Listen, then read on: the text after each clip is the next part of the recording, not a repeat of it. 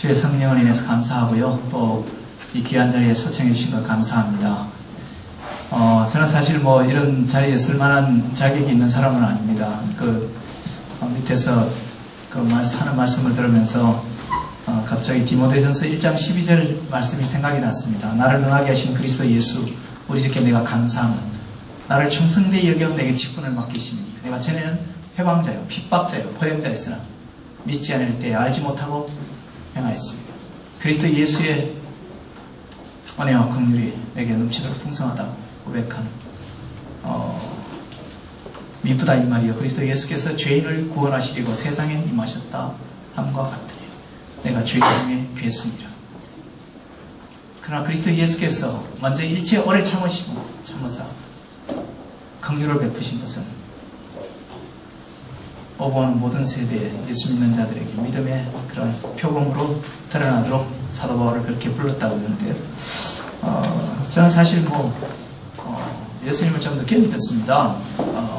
해병대에서 예수님을 믿었는데요. 그 전까지는 예수 믿는 분들 굉장히 싫어했고요. 그래서 그 전에 저를 알던 분들은 제가 예수 믿는다 그러면 굉장히 은혜가 안 돼요. 그런 사람입니다. 그러나 제가 예전에는 포용자의 핍박자고 그리고 또 해방자였는데 하나님의 긍휼로 그렇게 살게 되었습니다. 그리고 저는 말기암 선고를 받고 한 3개월밖에 못 산다는 이야기를 병원으로부터 들었습니다. 물론 당장 그렇게 들은 건 아니고요. 암이라고 해서 수술하고 항암 치료를 열심히 하고 대한민국에서도 세계에서 최고 좋다는 어르신들에게 가서 1년 반 정도 치료받고 나서 온몸에 암이 다 퍼지고 방법이 없다라는 얘기를 듣고 그 다음부터 제 문제가 돼서 그리고 이제 치열하게 고민했고요. 또 그래서 하나님이 긍휼을 베풀어 주셔서 지금은 이제 암으로부터 상당 부분 자유케 됐고요. 그래서 이제 암에 대한 3권의 책을 썼는데요. 책 팔려고 갖고 온 건 아니고요. 그냥 몇 권 들고 왔습니다. 그래서 그렇습니다. 그리고 또 기회가 되면 암의 세계에 대해서도 저는 사실 비즈니스 선교 차원에서 암의 세계에 대해서도 또 복음으로 응전하는 것 그런 일들을 하고 있습니다. 그래서 그런 이야기를 강의 세미나 중앙에 좀 나눌 수 있을 거라고 생각하고요. 한번 기도하고 시작하겠습니다. 살아계신 하나님, 이 시대의 최고의 권위는 뭐니 해도 제가 볼 때 시계인 것 같아요. 몇 시까지 맞춰라 이러면 성령도 쫄잖아, 그죠? 딴 거는 용서를 받는 시계를 어긴 자는 용서를 못 받는다. 근데 정말 그럴까요? 여러분이 그렇게 생각한다면 하나님을 모독하는 겁니다. 여러분. 오늘은 현대선교의 도전과 대응 전략. 현대선교는 사실 굉장한 도전을 받고 있습니다. 여러분이 아는 것처럼 한국 사회도 굉장한 이러한 기독교의 도전 상황 속에 직면해 있습니다. 흔히 종교의 건강성을 나타내는 3가지 지수가 있습니다. 그 종교의 신도가 증가했느냐 감소했느냐. 두 번째는 그 종교 내 영적 바이탈리티, 영적 활력이 좋아졌느냐 나빠졌느냐. 세 번째는 그 종교의 대사회적 영향력이 커졌느냐 줄어들느냐. 이 3가지로 종교의 건강성을 나타내는데 사실 지난 과거 10년 동안 한국 기독교는 이 3지수가 다 추락하는 그런 상황 속에 있습니다. 이게 사실 우리의 도전입니다. 저는 비즈니스를 하는 사람입니다. 저는 비즈니스 선교를 하는 사람이고요. 저는 이랜드를 창업하고 11년 동안 대표이사를 맡았습니다. 어제 그제도 이랜드 우리 박성 회장님이랑 만나서 다른 새롭게 추진할 일들에 대해서 좀 협의하고 여전히 저는 이제 그런 돈을 많이 벌 비즈니스는 아니라 세상을 바꾸는 일들 사실 창조 세계를 돌보는 하나님의 팔로 기능하는 그런 기업들을 세우고 또 그런 경영들을 해나가는 것이 제가 추구하는 일들입니다. 근데 그 중에 제가 이제 좋아하는 크리스천 CEO 중에 맥스 디 프리라는 분이 있습니다. 허만 밀러라는 그 아주 좋은 미국의 기업의 파운더이자 CEO입니다. 포춘 매거진의 그 500대 기업에 리스트될 정도로 아주 영향력 있는 기업의 CEO인데 그가 쓰는 책들이 한국에 여러 번 이제 소개되어 있습니다. 권력 없는 리더십은 가능한가? 또는 뭐 리더십의 기술, 예술, 그러니까 The Art of Leadership, 리더십의 예술 이런 책이 있었는데요. 제가 이제 1989년, 90년쯤 그때 이제 저희 직원들이랑 The Art of Leadership이라는 책을 미국에 주문해서 같이 읽었던 적이 있습니다. 읽었는데 첫 센텐스가 문장이 굉장히 제 마음에 들었어요. What is leadership? 리더십이란 무엇인가? The first responsibility of leadership is to define the reality. 리더의 첫 번째 책무는 reality. 냉혹하게 실제를 규정하는 거라는 거죠. 보고 싶은 대로 미화시키거나 축소하거나 왜곡하거나 그러지 않고 사실 그대로를 냉혹하게 define, 규정하는 거예요. 그리고 the last say is to say thank you. 그리고 마지막에는 감사합니다. 이렇게 말하는 거예요. In between the two, 이 둘 사이에 the leader must be servant and the 리더는 마땅히 종과 빚진 자로. 즉 우리가 직면해야 될 현실을 냉혹하게 직시하고 그것에 대해서 다른 구차한 변명하거나 다른 이야기를 하는 것이 아니라 냉혹하게 그것을 직시하지만 하고 그 문제를 극복하기 위해서 온 삶을 드리고 마지막에 그 문제가 해결될 때 자식들 내가 잘한 거 봤지 이렇게 말하는 것이 아니라 감사합니다.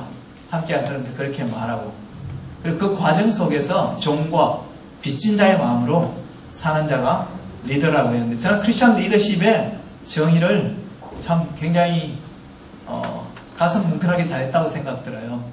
저는 그분의 이제 생각을 쫓아서 제가 좀 약간 까칠할지 모르지만 우리 기독교 또 특별히 선교라는 명제를 담아내는 데 있어 우리의 도전이 뭘까? 그런 이야기 좀 뭐 꼭 해야 되냐고 그렇게 생각할지 모르지만 정말 뭐냐면 저는 암 환자로 지내면서 물론 병원을 자주 갔죠. 좋은 의사는 어떤 처치를 하기 전에 진단을 정확하게 해야 되는 거 아니겠습니까? 그죠?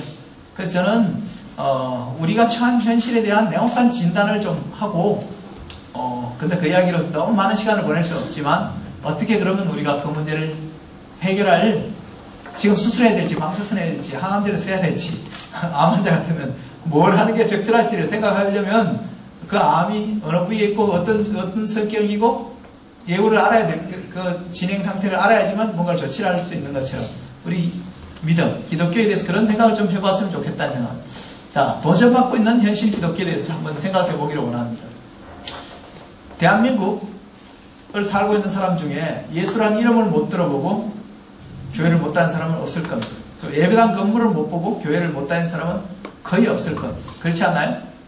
뿐만 아니라 전 세계 속에서도 역시 뭐냐 하면 지금 굉장히 그런 부분에 있어서는 많은 인지도를 갖고 있습니다. 기독교에 대해서. 대한민국 사회에서는 그런 점에서 거의 인지도는 100%에 가깝다고 말할 수 있을 거예요. 인지도가 부족할 때는 어떻게 하면 될까요? 열심히 광고하면 됩니다. 그죠? 나가서 전도지 들고 광고하면 돼요. 그런 방법을 쓰신 분이 바로와 모세의 전투에서 나타나신 하나님이시. 바로와 모세가 전투를 했을 때 모세가 바로에게 가서 이렇게 이야기했죠. 우리가 광야 사흘길 나가서 우리 야훼 하나님께 예배드리게 좀 휴가를 달라 그랬더니 바로가 한 얘기가 야훼가 누구한테 보내주나 나 그딴 거 모른다 이랬습니다. 인지도 제로였어요. 바로에게. 그래서 하나님이 하신 방법이 뭡니까? 그럼 광고해야 되는 거지. 인지도가 없으니까. 그래서 10라운드, 풀라운드를 뛰었지 않습니까? 그죠? 10번의 재앙을 너무 지루할 정도로 반복되는 패턴 때문에 건너뛰고 싶은 유혹을 느낄 정도로. 근데 그 한 라운드 끝날 때마다 하나님이 엄청난 큰 LED 광고판을 세우고 광고를 막강하게 하셨어요. 그 광고의 헤드라인 카피가 뭐냐면 이로써 내가 여호와인 줄 알리라 라는 거였어요. 그래서 그 10라운드, 풀라운드가 뛰고 나니까 근동지역 비보조 인지 넘버원 브랜드가 야훼 하나님이 됐어요. 그러니까 이스라엘 주정탐꾼이 기생 라합에 갔을 때 라합의 한 말이 뭐예요? 이스라엘의 하나님은 상천하지 하나님이시래요.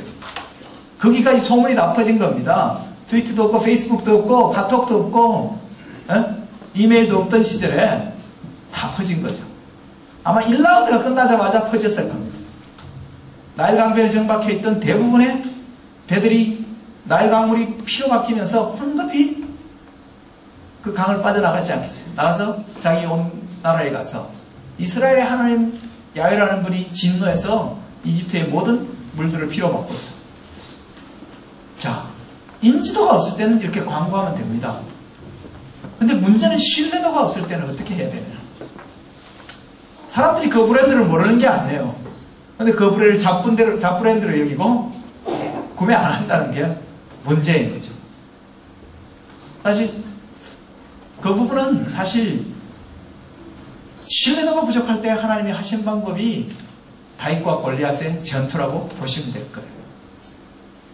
왜냐하면 그 당시 종교가 정치의 시녀로 전락하고 하나님의 사람 사울의 영향력을 쇠퇴하고 육신과 자아와 교만의 사람 사울이 그 영향력을 확대해감으로 말미암아 주어지는 필연적인 결과이죠. 그것은 나중에 저는 주일 메시지를 한번 할 기회가 있는데 그때 그 이야기를 좀 다뤄보고 싶습니다. 우리가 이 신뢰도를 제거하기 위해서 한 하나님의 방법, 우리가 어떻게 살아야 될지, 하여튼 그것이 우리의 현실입니다. 우리는 광대한 하나님을 믿는다고 말하지만 우리가 만들어 놓은 기독교는 왜소한 기독교예요. 하나님이 예배당 안팎에 통치하는 곳이 없을 정도로.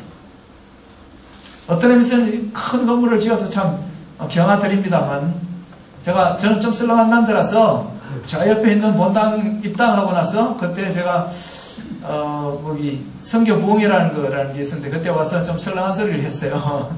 건물이 크고 좋은 건 좋지만 이 건물을 자랑하려고 그러면 우리는 신격꽃이나 이건희 씨한테 가서 전도할 용기가 없을 거라고. 왜냐면 더 크고 좋은 건물 가지고 있는 거예요. 예수 그리스도 이름의 권세, 예수 그리스도의 영원히 씨앗이 없는 나라. 왜 우리가 근데 문제는 우리가 예배당 안에 갇힌 것 같아요. 왜소한 기독교예요. 그래서 저는 전방개척 선교를 계속해 왔습니다. 저는 이랜드 CEO를 그만두고 나서 중국 수교도 하기 전에 중국 시안에 가서 살았습니다. 실크로드의 첫 출발지라고 생각해서 그곳에서 제가 사업체를 하나 열고 거기가 그래서 실크로드가 생명의 길이 라이프로드가 되게 하고 그래서 중국 서북부, 인도 북부, 파키스탄, 아프간, 이란, 이라크, 쿠웨이트, 사우디, 바레인, 카타르, UAE, 오만, 예멘, 시리아, 요르단, 레바논, 이스라엘, 이태리, 리비아, 알제리, 타지키스탄, 투르크메니스탄 그런 지역에 이 전방개척지를 향해서 복음을 전한다고 열심히 복음을 전했습니다. 그런데 그렇게 한 20년을 살아왔는데 전방은 개척했는지 모르지만 후방은 괴멸되고 있는 것 같은 이런 현실을 보면서 What is mission? 선교란 도대체 뭔가? 평생을 들여서 주 예수 그리스도의 복음을 전하고 하나님 나라를 흥왕케 하기 위해서 살아왔다고 생각했는데 제가 직면하고 있는 현실이 꼭 나에게 선교를 가르쳐줬던 선교사님의 현실이랑 별반 다르지 않는 것 같다. 제가 선교 훈련 받고 이럴 때는 80년대 초반에서 한국에 뭐 선교 교육 이런 게 거의 없을 때니까 한국에 와 있던 외국 선교사님 통해서 쫓아다니면서 선교를 배웠는데 그 중에 이제 영국 분들이 꽤 많이 계셨더랬습니다.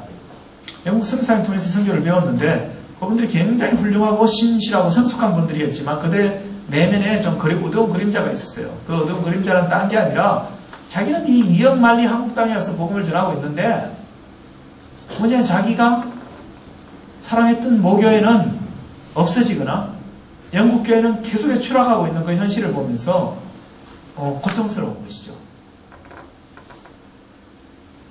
나는 뭐냐면 이 이역만리 사람들을 사랑한다고 하는데 내가 정말 사랑하면 내 모국의 교회들은 다 피폐해지는 이 현실을 어떻게 받아들여야 되는가 하는 것 때문에 고통스러워하던 저에게 선교를 가르치는 선교사님들을 떠올리게 됐어요. 그 정도로 심각하지 않은지 모르지만 그와 비슷한 현실이 제 삶 안에서도 일어나고 있다는 사실. 선교 참 요란하죠. 근데 사실 정말 세상을 바꾸고 변화시킨 것이 얼마나 되는가 생각할 때는 참 빈약하다는 생각도 해보게 됩니다. 세상의 소망이신 예수 그리스도인데 기독교는 세상의 갈등의 주범처럼 인식받고 있습니다. 우리에게 기독교가 참 좋지만 이슬람이라는 근본주의 힌두권의 사람들은 기독교라면 치가 떨리는 그런 종교로 인식되고 있어요.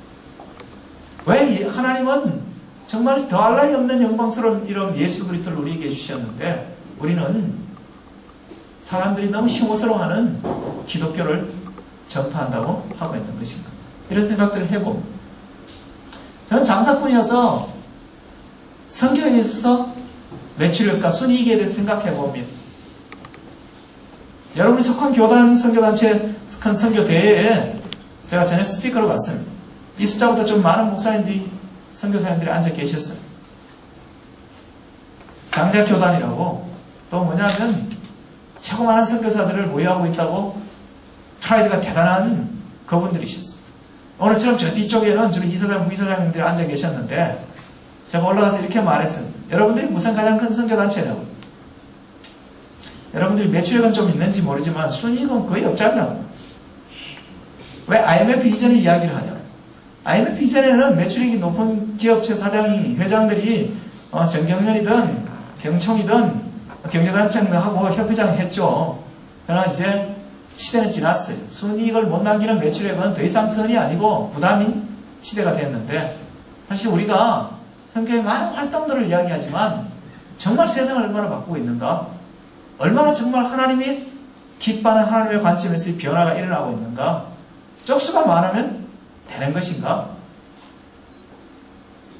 매출액 베이스가 아니라 정말 진정한 하나님 나라의 변화, 순위 관점에서 생각하는 그런 본질, 이런 문제, 뭐가 문제일까 그러면?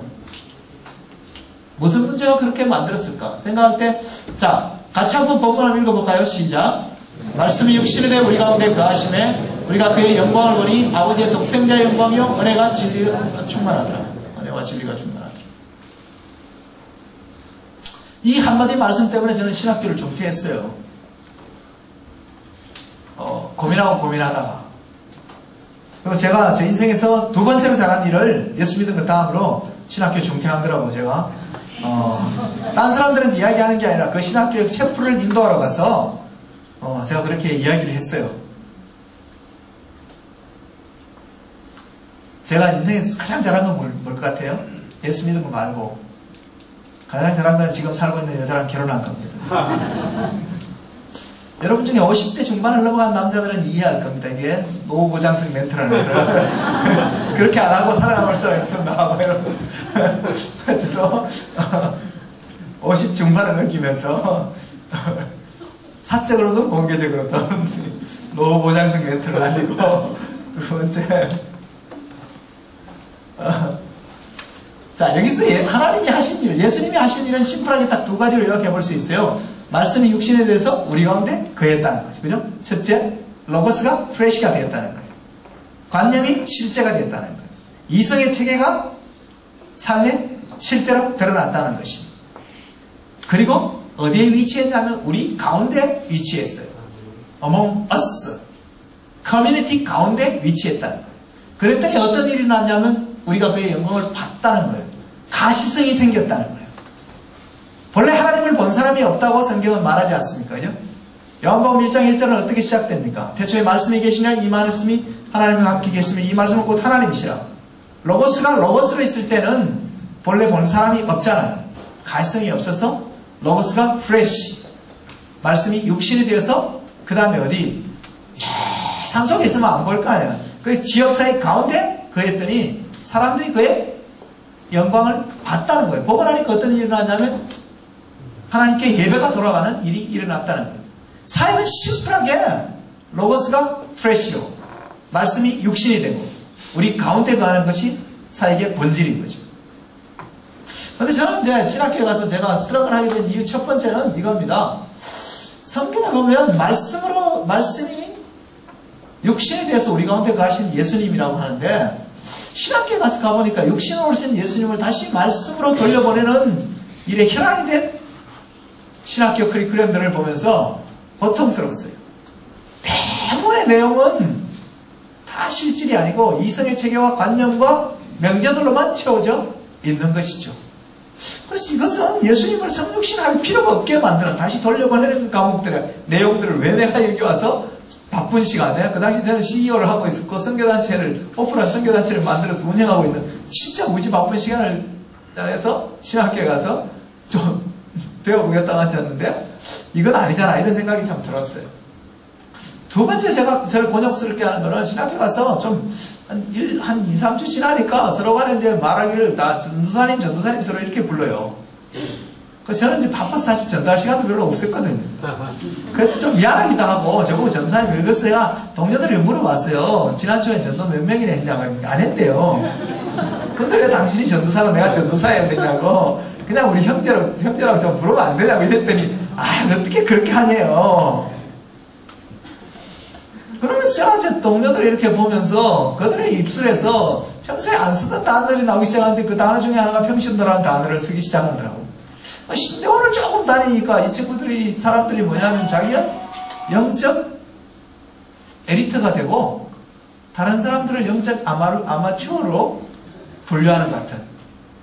하나님의 아들 예수 그리스도는 그가 전능자라도 사람들 가운데 거했는데 저로 하여금 성도들 언저리에 거하거나 성도들 위에 거하도록 만드는 불경건한 영적 에리트의식을 자꾸 조장시키는 것 같은 그런 것이 참 고통스러웠어요. 제가 사실 어제 우리 선생님 소개로 총신대에 가서 강의를 하면 총신대 신학학생들이 이렇게 있길래 제가 신학학생들 보고 그랬어요. 여러분들 참 놀라운 선택을 한 걸 축하한다고. 왜냐하면 가장 유효기간이 긴 학문을 공부하고 있다고. 그렇잖아요. 다른 거는요, 교과서 다 바뀌잖아. 신학은 2000년 전이나 지금은 이거 한 권이니까 유효기간 엄청 긴 학문을 공부하고 있다는 점에서 굉장히 축하드린다고 그랬어요. 근데 또 한 가지 정말 그럼에도 불구하고 여러분 진짜 레드오션에 들어와서 너무 인생이 참 앞길이 암울해 보여서 참 조의를 표한다고 제가 신학생들에게 그랬더니 시문을 갔는데 근데 이 상황 속에서 어떻게 블루오션을 창출할 수 있을지 졸지 말고 강의를 잘 들으라고 했더니 끝까지 좋은 학생이 한 명도 없었는데 여하튼 저는 뭐냐면 이 한 성경 구절을 묵상하면서 그것이 제가 붙들고 있는 왜 뭐가 문제일까? 우리가 예수님처럼 안 산다는 거죠. 예수님은 말씀이 육신이 되셨고 로고스를 하나님의 말씀을 삶의 실제로 만들어내고 그것으로 지역사회 가운데 살았는데 오늘날 하는 기독교 사역이 그것과는 굉장히 거리가 멀어져 있다는 거죠. 세계적인 선교학자, 20세기 최대의 선교학자를 따지면 아마 그 중에 빼놓을 수 없는 분이 존 스타트와 또 한 분, 이 랄프 윈터일 겁니다. 랄프 윈터라는 분 들어보셨는지 모르겠지만 여러분이 알고 있는 대부분의 선교 전략이 그분 머리에서 나왔다고 생각하면 됩니다. 미전 종족 이방은 전방개책 선교니 템포리 인도 이런 게 다 그분 머리에서 나온 그런 분이신데 그분이 이런 말을 했어요. 기독교의 큰 비극 중에 하나는 기독교의 신학교육 체계에 있다. 하나님의 회중들 가운데 목회적 은사가 드러나고 정말 하나님을 사랑하는 그런 사람들을 목사로 훈련시킨 게 아니라 신학교에 와서 돈과 시간을 보낼 돈을 지불하고 시간을 보낼 사람들을 훈련시켜서 목사로 배출한 게 가장 큰 비극이다. 그 병리가 크다고 이렇게 이야기를 하셨는데요. 저는 가시성이 없고 관념과 이성의 명제를 준 사역들 그런 것들 뭐가 문제냐면 메신저와 메시지 사이의 괴리가 가장 큰 문제입니다. 기독교의 메시지의 핵심은 예수는 그리스도다 라는 거죠. 그죠? 우리 찬양 예수는 그리스도 예수는 주 예수는 그리스도다. 즉 예수라는 메신저가 그리스도라는 구원자라는 메시지가 되고 여기는 어떤 불연속이 없다는 거예요. 안팎을 뒤져봐도 불연속이 하나도 없다는 거죠. 근데 이제 그것이 기독교가 순도 100%의 정품이라는 거예요. 그게 기독교의 탁월함인데 근데 문제는 오늘날은 다 메시지를 왜곡시키는 메신저들 교회와 그리스도인들로 충만한 게 사실은 뭐냐면 품질을 떨어뜨리는 이유인 거죠. 그리고 가라고만 하지 가지 않고 오라고만 해요. 성경 너희는 가서 모든 족속으로 제자를 삼으라 그랬지. 그런데 우리는 꼭 총력 전도주의를 한다면서 교회로 오라고 그래요. 여러분이 친한 친구가 말이죠. 4월 초파일 날 절에서 모임하는데 대웅전 집회하는데 한번 나달라고 여러분 중에 갈 사람이 있어요? 별로 없을 거예요. 근데 꼭 그 반대 행위를 하는데 주님은 너희는 가라고 그랬거든요. 선교사들도 가라고 그러지만 잘 안 가요. 비행기 타고 그 나라까지 간다고 가는 게 아니죠. 그 사람들의 문화적 정황, 삶의 정황까지 가느냐. 예수님은요, 우리들 가운데 거하셨어요. 근데 선교사들 중에 현지인들 가운데 거하는가? 현지인들 언저리에 사는가? 그런 관점으로 여러분이 보시면 가운데 사는 사람 별로 많지 않아요. 언저리에 살지.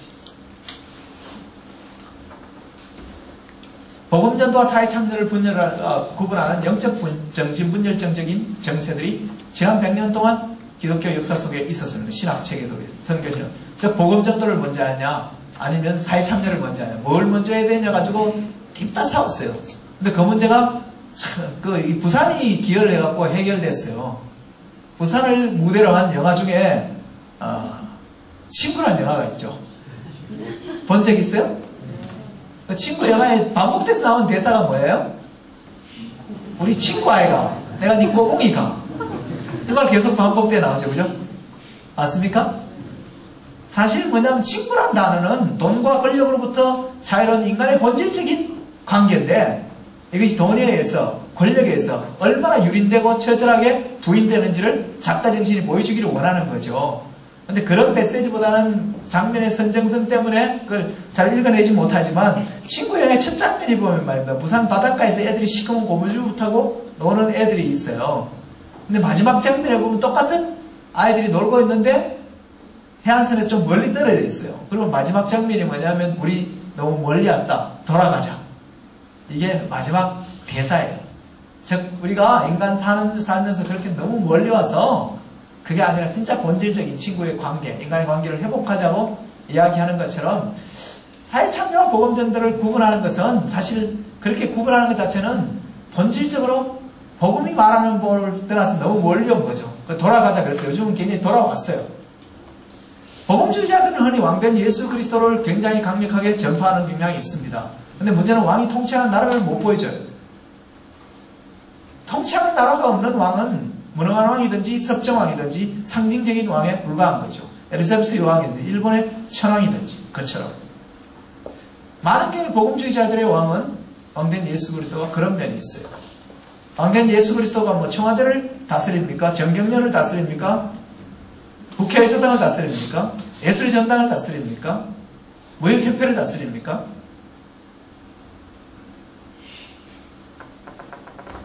근데 자유주의자들은 왕의 나라에 대해서는 굉장히 강조하는 경향이 있습니다. 인권이라든가 개발이라든가 환경보호라든가 등등등. 근데 문제는 그들에게는 왕이 부재하죠. 진짜 하나님 나라의 복음은 왕된 예수 그리스도와 그가 통치하는 나라를 한꺼번에 보여줘야 될 그런 명제들이 우리 가운데 있는데 그런 부분에 있어서 우리가 평가적이지 않았다는 것이죠.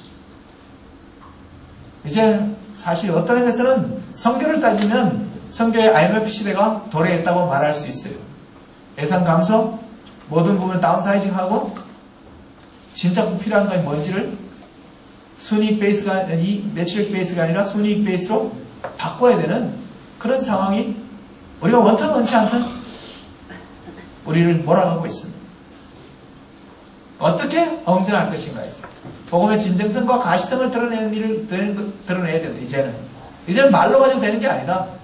예수님이 하신 것처럼 말씀을 육신으로 만들고 커뮤니티 가운데 있음으로 말미암아 복음의 가시성과 진정성을 드러내므로 이 복음이 순도 100%라는 것을 우리가 증명해야 될 도전 앞에 서 있다.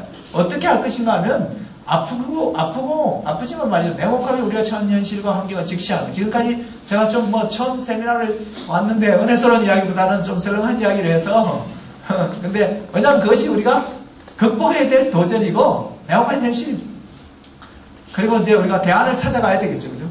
저는 오늘 다음 시간부터 어떻게 우리가 대안을 찾아가 온몸으로 대안을 이루어가는 삶을 살고 그것이 필요합니다.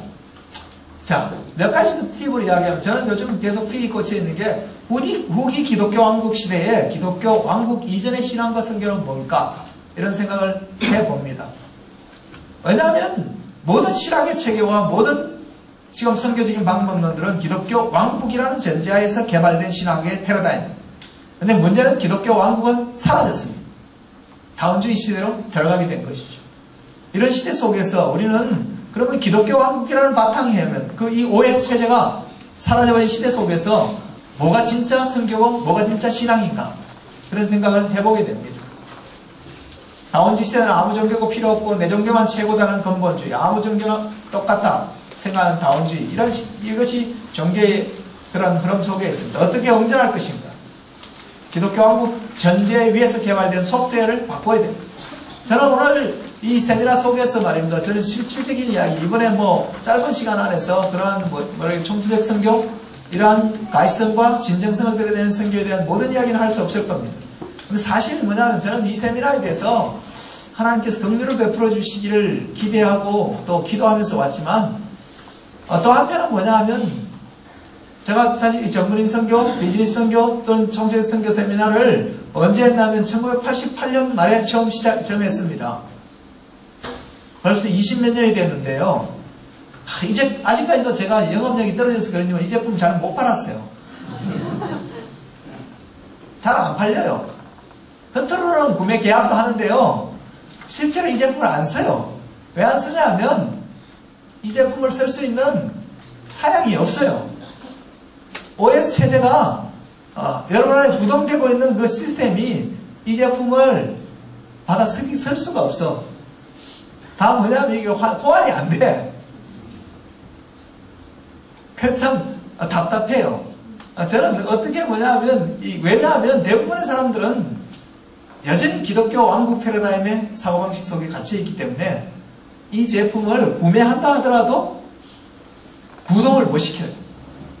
저는 여러분들이 좀 제가 이제 이런 비즈니스 세미나도 더 많이 하는 게 요즘 암 세미나를 굉장히 많이 하거든요. 제가 한 달 전에도 제가 MBC에서 다큐를 한 25분짜리 내보냈어요. 수많은 암 환자들이 요즘 이제 저에게 콜을 하고 그래서 암 세미나를 참 많이 하는데요. 제가 이런 얘기를 합니다. 암이라는 진단을 받고 나면 가장 먼저 해야 될 게 뭘까?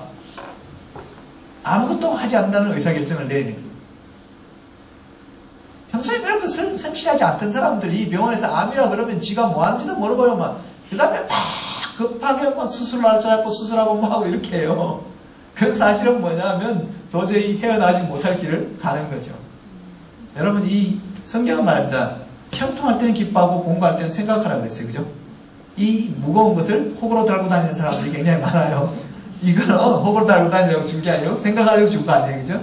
그래서 그런 점에서 우리가 뭐냐면 여러분들이 뭐냐면 기존에 여러분 생각과 다를 수도 있어요. 그렇지만 여러분이 냉정하게 한번 생각해 볼 수 있기를 바라요. 그래야지만 구동이 되고 돌아가요. 근데 잘 안 돌아가. 그래서 답답함을 느낌. 자, 기독교 왕국의 교회의 근간은 이런 겁니다. 교회당을 매력적으로 만들고요. 교회당 우선의 법칙을 유지시킬 강력한 이원론을 형성하고 이 예배당 건물 안에서 일어나는 것은 성스러운 것이고 주의 일이고 이 바깥에서 일어나는 것은 세속적인 일인 것처럼 생각하는 이원론을 돌리는 거죠. 또 이것을 유지시킬 강력한 위계구조를 형성합니다. 그리고 마일리지 체크를 해서 전부 뭐냐 하면 골드카드, VIP 카드를 이렇게 주는 거죠. 그죠? 그래서 장로, 안수집사, 권사 이렇게 마일리지 카드로 이렇게 하는 시스템을 가져가는 게 이게 기독교 왕국의 교회론의 근간이에요. 자, 현실 기독교의 도전과 비전이 뭐냐 하면 저는 이 세 가지를 우리 박일규 우리 선교사님 목사님이 저보고 말하지 말라 그랬는데 저는 매일 아침에 딴 건 안 하는데요. 큐티는 우리 집이 불났을 때도 했어요. 저는 30년 동안 큐티를 빠져먹은 건 없는 것 같아요. 유일하게 제 파이프라인이에요. 하루 30분. 제 집이 불타고 있을 때도 큐티, 저는 매일 성경 가지고 하는데 큐티하게 했어요. 소방관들이 불 끄고 있었을 때. 근데 오늘 아침 큐티 본문이요. 가감없이 이야기하래요.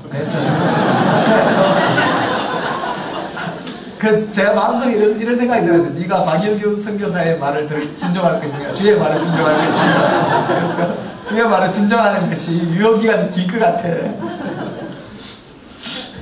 물론 수영로 교회는 다시 안 불림받을지 모르지만 하나님 나라에는 계속 하나님이 부르시면 사역하겠죠.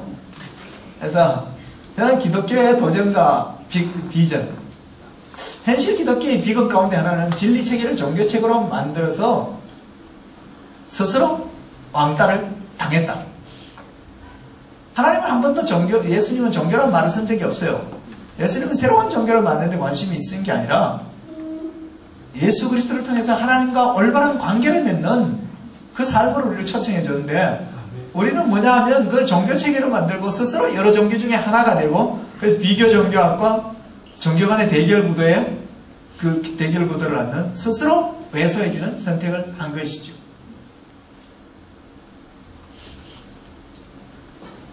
그래서 저는 이런 담론을 늘 생각하고, 어떻게 종교적인 서클이 아니라 공공의 장소에서 진리를 변증할 것인가.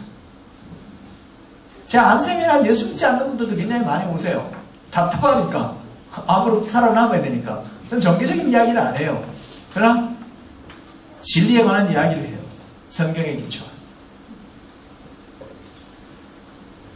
두 번째 저는 비극은요, 이게 저는 참 하지 말라 그랬지만 저는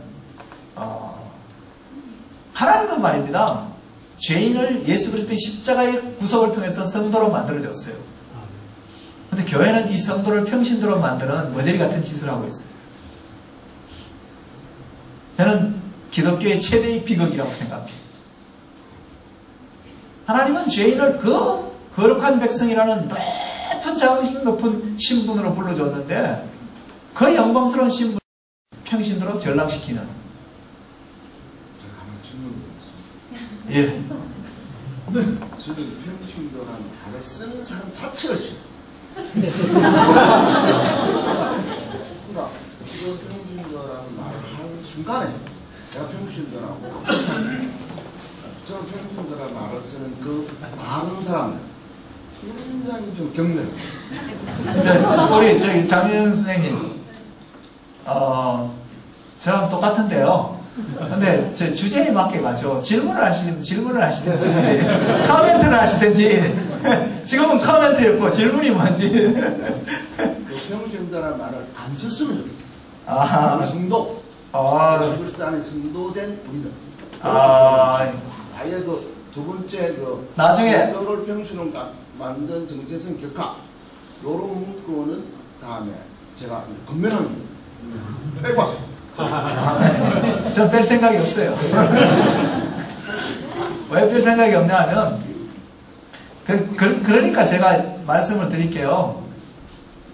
제가 88년 말에 오카는 목사님이 운영하는 그 카르 세미나, 평신도를 깨어난다는 지도자 세미나, 담임 목사님은 절대로 안 받을 때였습니다. 그때 그 세미나 일주일간 다 받았어요. 다 받고 그 모든 자료를 쓰레기통에 버리고 나왔어요. 그리고 제가 사랑의 교회에 가서 오카는 목사님이 앞에 앉아 계신데 설교를 두 번 할 기회가 있었는데, 이 교회는 무슨 평신도를 깨운다는 훈련 프로그램 하냐고 대놓고 이야기를 했어요. 여러분, 자는 개는 깨워도 개고, 자는 소는 깨워도 소고, 자는 평신도 깨워봐야 평신도예요. 자기가 평신도라고 생각하는 사람을 통해서 무슨 특별한 일이 일어나겠어요. 제자훈련의 핵심은 당신이 평범하게 살다가 죽을 인생이 아니라는 정체성을 바꾸는 거예요. 하나님은 우리의 정체성을 바꿔주십니다. 그래서 제가 주장하고 싶은 논리와 똑같습니다. 저는 솔직히 진도를 요즘 좀 많이 나갔고요. 평신도란 말을 쓰는 자들은 마귀의 앞잡이라고 제가 이야기해요. 왜냐하면 그 단어는 성령이 만들 수 있는 단어가 아니기 때문에, 아무리 묵상해도. 근데 그런 얘기를 바뀌기가 어렵죠. 근데 말씀하는 본 취지는 이야기하지만 충분히 이해가 되지만요, 그 말을 안 한다고 안 쓰는 게 아니기 때문에 제가 이야기하는 거예요. 제가 그 말 여기 빼면 안 씁니까, 교회가? 그럼 우리 장윤현 선생님이 안 쓰면 안 쓰나요? 그게 아니니까 패러다임을 바꿔야 되기 때문에 이야기하는 거죠. 세 번째는, 감독으로 부름받은 대부분의 사역자들은 말이죠, 은퇴할 때까지 4번 타자나 스포트라이트를 받는 있잖아요. 스타 플레이어가 되기를 원하고, 선수로 부름받은 일반 성도들은 죽을 때까지 관중 노릇을 하는 게 교회의 비극이에요. 어떻게 이걸 바꾸고 진짜 그라운드에서 선수들이 뛰는 것을 보게 만들 것인가. 그렇게 될 때 진짜 하나님이 기대하는 하나님 나라의 통치가 강력하게 임하는 그런 나라가, 그런 하나님의 비전이 성취될 거라고 생각합니다. 자, 현대성교의 이슈. 이거는 우리 장선도님. 어디 가서, 교회 가서 제가, 집사님이세요 이러면요, 그분이 뒤에 개면쩍게 손을 이렇게 대면서, 아닌데, 저 아직 성도인데 이래요. 그래서 뭐 성도라는 단어가 말이죠. 서리집사 임명되기 이전의 상태인 줄 알고, 그래서 제가 그러면 저도 성도인데요. 이렇게.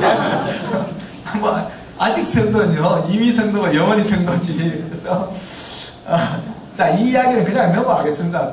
자, 이것도 넘어갑시다. 왜냐하면 시간 갠세이를 지켰어요.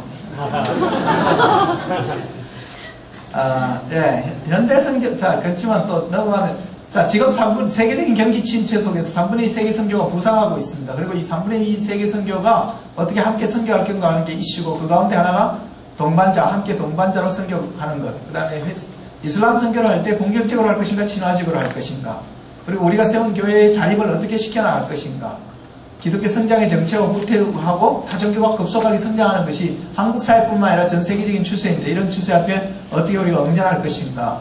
그걸 위해서 가장 중요한 게 선교적 교회를, 미셔널 처치를 어떻게 만들어갈 것인가. 저는 개인적으로 어떻게 구제역 교회가 아니라 유기농 교회를 만들 것인가. 제가 바라보는 관점은 대부분 교회는 구제역 교회. 구제역은 말이에요. 소대지가 나빠가지고 구제역이 생긴 게 아니에요. 인간이 생산과 이익, 효율, 자기 이기심의 중심으로 모든 생태 환경을 왜곡시켰기 때문에 구제역이 오는 것이죠. 그처럼 하나님의 성도들이 구제에 끌린 성도가 아니라 진짜 뭐냐면 건강한 성도로 만드는 게 뭘까? 생산과 이익, 효율이라는 관점 안에서 찍어내는 게 아니라 그걸 위해서 그래서 어떻게 대조 공동체로서의 교회의 역할을 감당할 것인가? 지역교회 선교의 새로운 틀과 위상이 이러한 뭐냐면 대형교회를 중심으로 하는 지역교회 중심의 선교 패러다임이 또 세계적인 추세입니다. 그리고 아마 수영능교회에서도 그런 것에 맞춰서 엘레브라는 그런 기관을 만들어 가는데, 이러한 것은 세계적인 추세 중에 하나입니다. 어떻게 이것을 효과적으로 할 것인가, 뭐 이런 등등의 이슈입니다.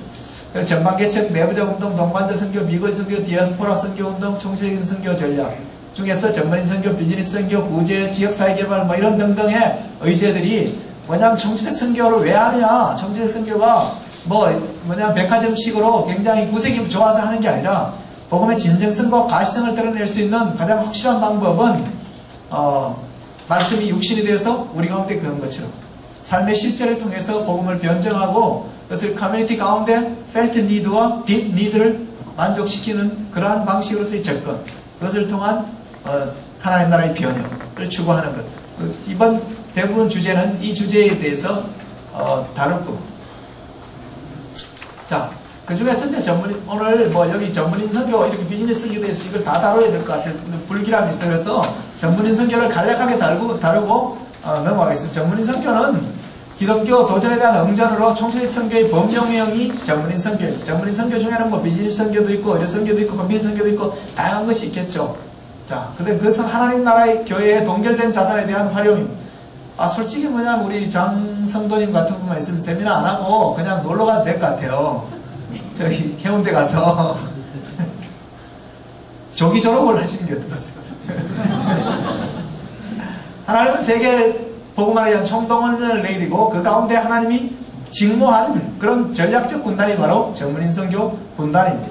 전문인 선교의 중요한 그러한 사역의 틀이 NGO와 이러한 구제 지역사회개발 비즈니스 선교입니다. 이것은 하나님 나라의 구원을 위한 노력입니다.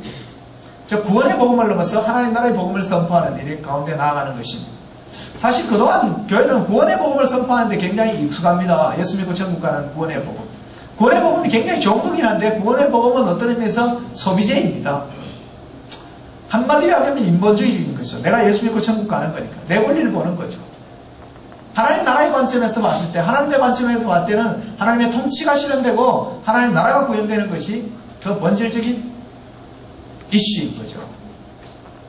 근데 구원의 복음에 굉장히 익숙하다 보면 어떤 문제가 생기냐면 교회는 죄책감을 해결하는 데는 굉장히 탁월합니다. 예수 믿고 과거의 모든 죄가 용서됐다는 죄책감을 해결하는 데는 탁월하지만 죄의 권능을 겸비하는 데는 굉장히 익숙하지 않은 그런 실제를 낳게 된다는 거죠.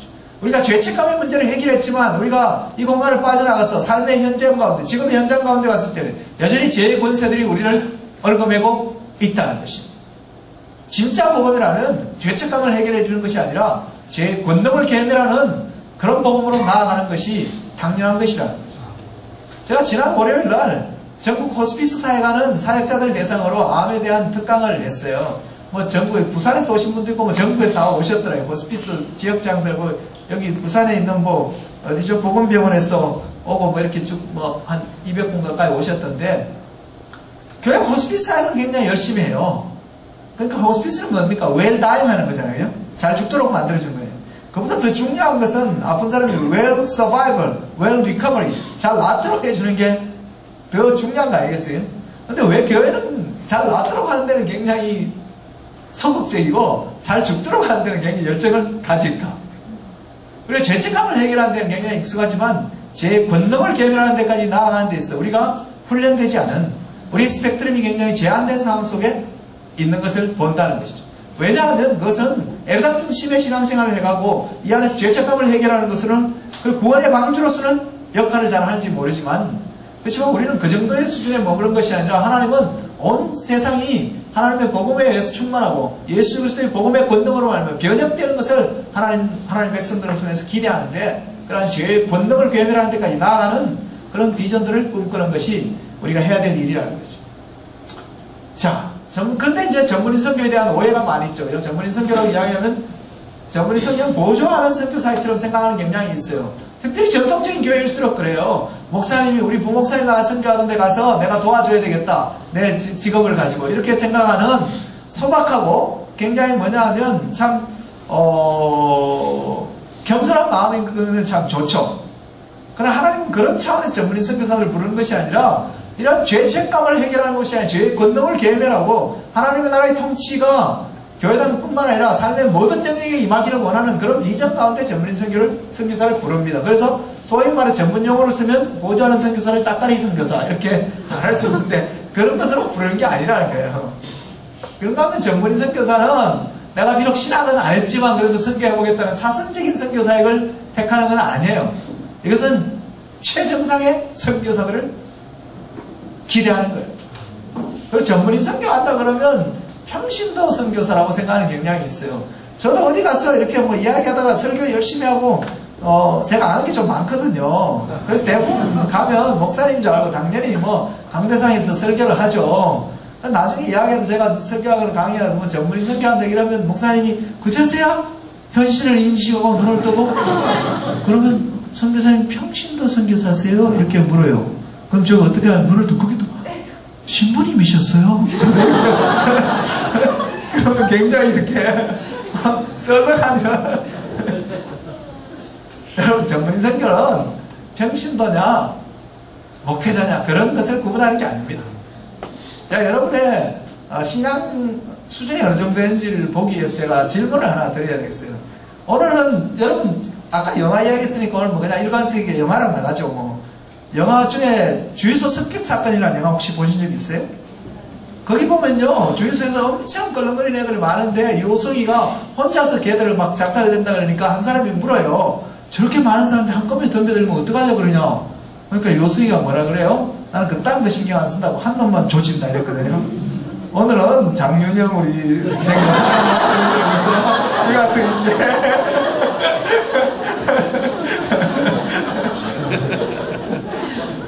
자, 지금부터 묻는 사람이 목회자인지 평신도인지 답을 좀 해주세요. 모세? 빨리 답답해. 이렇게 하면 시간이 끝나는 거야. 나오는 대로. 모세가 평신도인가 목회자인가? 아브라함은? 이삭은? 야곱은? 다윗은? 에스라는? 전부 다 양비론이네. 근데 굉장히 훌륭하신 것 같아요. 머리가 괜히 신 게 아닌 것 같아요. 머리 굉장히 많이 쓰신 것 같아요. 이건 뭐냐 하면 질문이 틀린 겁니다. 성경에는요 그런 구분이 없어요.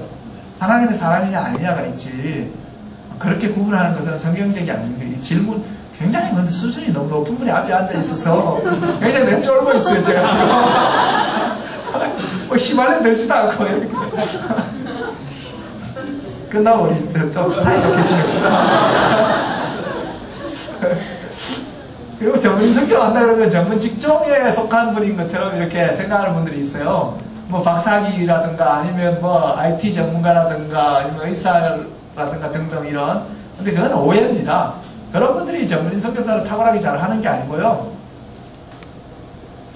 잘하는 분들은 전문인 선교 잘하는 분 중에 한 분을 내가 보니까 예전에 LMTC에서 여기 수영로 LMTC에서 만난 분 중에 한 분이 좀 전문 선교 없는 것 같아서 제가 별로 선교사를 콜을 안 했는데 야미로 우리 선교지에 왔어요. 야미라는 단어가 뭔지 모르는 분은 사진을 찾아보면 안 나와요. 그러면 우리 선교사 중에서 선교사님을 나이 든 선교사님 장로님 말을 잘 안 듣는 우리 선교사님 계세요. 장로님이신데 그분하고 둘이 뒤로 사바사바 해가지고 오셨는데 그분은 뭐 의사도 아니고 박사도 아니고 IT 전문가도 아니고 아무것도 아니세요. 근데 그분이 갖고 온 게 있잖아요. 김밥 전문점에서 김밥 많은 거를 3개월 동안 아르바이트하고 김밥 많은 대발을 5개인가 가지고 온 게 그게 최고의 전문성이었어요. 처음에는 현지인들한테 절대 김밥 못 말게 하고 자기만 말았어요. 근데요, 내가 생각할 때는 그 선교사님이 가장 돈 많이 벌고 가장 많이 있잖아요. 퍼뜨리고 그랬어요. 뭐, 점포를 한 30개, 40개 정도까지 냈던데. 대한민국의 여성 중에 김밥 못 마는 사람 있어요? 근데 물론 그 수준보다 조금 넘더라고. 누드 김밥을 말 수 있는 실력이 있더라고. 근데 그거요, 김밥 전문점에 가서 3개월만 아르바이트 하면 다 해. 근데 비즈니스 하시는 분은 알 거예요, 그죠? 세상보다 너무 빨리 나가면 돈 못 벌어요, 그죠? 반보만 앞서가야 되는데. 그러니까 진짜 전문성이라는 건 선교지에 반보 정도 앞설 수 있는 테크놀로지, 삶의 체계들이면 전문성이 있는 거예요. 그래서 전문가 선교를 안 그러고 전문인 선교라고 그래요. 우리가 처음에 번역할 때 전문인 프로페셔널 서비스 미니스트리를 전문가로 할 것인가 전문인, 제가 호프라는 선교단체를 만들었거든요. 호프의 뭐의 약자 Helping Overseas Professionals Employment라는 이렇게 어렵죠. 그래서 이 Professionals Employment라는, 그래서 이 프로페셔널에서 전문가로 하지 않고 전문인을 한 이유가 전문가 이렇게 하면 사람들이 자꾸 특공대인 줄 알아요. 그죠? 특공대가 무슨 뜻이에요?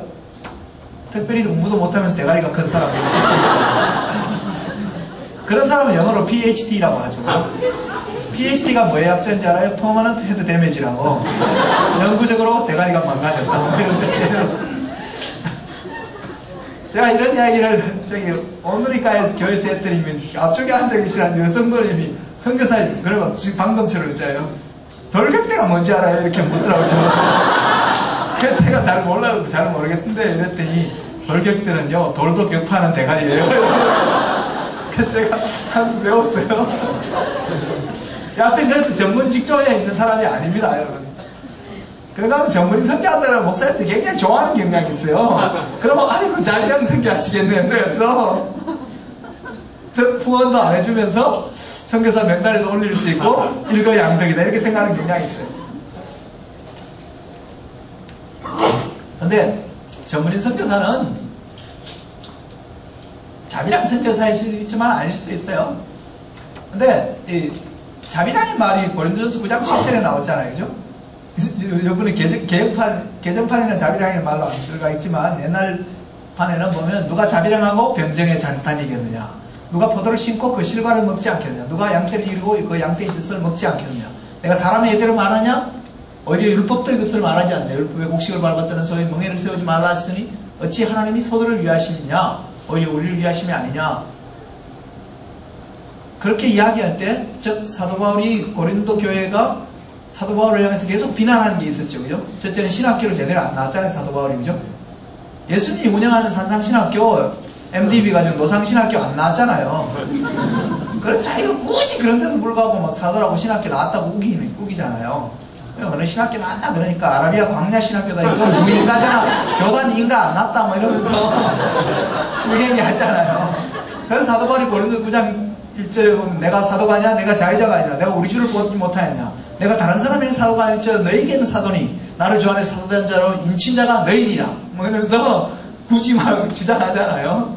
그 두 번째는 사도 바울을 비난하는 게 싱글이 인생을 뭘 한다고, 뭐, 고린도서 5장을 쓰고 7장을 쓰고, 뭐, 내가 주의 충성된 자로 너희를 권하노니, 뭐, 여자마다 결혼하지 않고 혼자 있는 게 좋다는 등, 쓸데없는 소리 하고 앉았다고, 이렇게 서로 생각되는 거죠. 그죠? 인생의 깊이도 모르면서 뭐, 목회한다고, 이런, 아마, 비난이 많이 있었던 거고. 근데 그보다 가장 많은 비난은, 바울은 고린도 교회를 개척할 때, 아굴라 프리스킬라와 함께 텐트를 만들어 장사하면서 교회를 개척했잖아요. 치열하게 3년 동안. 근데 고린도가 어떤 도시냐 하면 오가는 현찰에 민감한 성도들이 많은 도시죠. 무역함이 있고 이런 도시. 부산이랑 비슷하고 홍콩 뭐 이런 그런 산업하는 분들이 많았겠죠. 그러니까 어떻게 하나님의 종이 그렇게 미수금 받으러 다니고 이러면서 어떻게 복음자하고 이러냐 이제 이런 생각이 많이 있었던 거예요. 그렇죠. 그래서 그것을 이제 디펜스하기 위해서 방어하기 위해서 누가 자비랑하고 병정에 다니겠느냐, 누가 자기 스스로 비용과 양식을 충당하며 군발이 노릇하냐, 그렇게 이제 한 거죠. 근데 사도 바울은 자비랑 선교사는 아니었어요. 사도 바울은 자비랑 선교를 했지만 자비랑 선교사는 아니에요. 왜? 사도 바울은 데살로니가 있을 때 있잖아요. 데살로니가 교인들한테는 땡전 아무도 안 받는다고 이야기해놓고 빌립보스 4장 10절 후반절에 보면요, 내가 데살로니가 있을 때 너희가 한 번 두 번 나의 설 것을 채워주었다 이렇게 쓰고 있어요. 데살로니가 교인들한테는 땡전 한 번 안 받고 돈 벌어 쓴다 그러고 뒷주머니 막 챙겼잖아요. 그리고 뭐 로마서에는 있잖아요, 내가 가면 거기 체제 좀 할 수 있게 해주고 스페인까지 가면 라운 티켓 비행기표 너가 끊어주고, 그리고 스페인에 가서 선교할 비용도 너희들이 좀 마련해 줬으면 좋겠다고 편지 막 쓰잖아요. 자비랑 선교사 그러면 돼요? 지가 벌어서 가야지. 왜냐하면 사도 바울은 세계 복음화를 위한 최고의 전략이 뭔지를 생각하고 거기에 집중하는 것이 돈이 어디로부터 나오냐에 대해서 두 번째, 내가 벌어 쓰는 것이 필요하고 내가 벌어 쓸 수 있으면 벌어 쓰는 것이고, 또 하나님이 다른 공급으로 빌립보 있을 때는 텐트 안 만들었잖아요. 왜? CBMC 회장이 그 교회에 나왔잖아요. 루디아라고.